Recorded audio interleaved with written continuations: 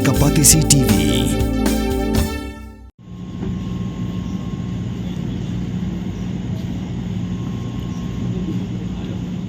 Ngut na kaju ke Ïing ba kentup ya laingut ki knaret kila Pynkut ya la ke Jingim na ka daw ke Jingkitram renjan ki ngut ki dei na ka jela Uttarakhand la lap ya ka mediap jongki na po ka kali ka pa penyang ha phalau jong ka Ïing ka bamdan basa Baroh ha sector 27 jong ka Panchkula ha ka jela Haryana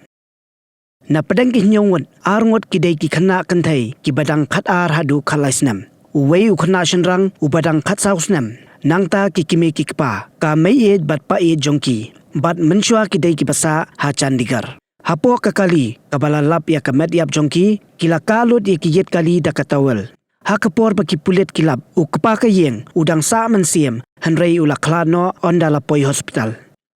na ki dakshin ki papau la itu baka dei ka jing Pynkut jubor yala ka Jingim hanrei watla ka taru ki pulet kidang toket benia ya kane katkum ka jing toket ki pulet la lap bau kpa jong ka Ïing u Pravin Mittal udei u bapnya ya ka tour and travel business ha Dehradun hanrei ula donong bha bat ula kiramru shirenjan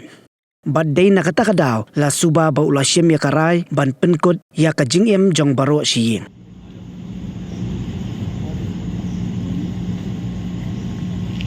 हाँ एक बार जैसे हमारी अभी forensic team आई है वो पूरा वहाँ पे एनालाइज करेगी गाड़ी के अंदर क्या है और क्या इसके रीजंस थे बट हाँ कुछ फैक्ट्स हमारे सामने जो एकदम प्राइमरीली आए हैं इसीलिए इंडिकेशन होता है कि सुसाइड का मैटर ठीक है थैंक यू